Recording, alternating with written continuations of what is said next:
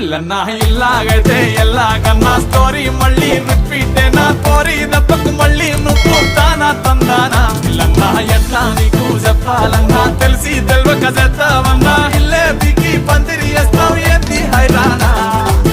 ticket కొనకుండా lottery కొట్టిన సిన్నోడా సిట్టి నీది తిరుగుతుందేమో చూడర బుల్లోడా మూసుకొని కూసోకుండా గాలం వేసావు పప్పు కడా సొర్ర చాప తగులుకుంది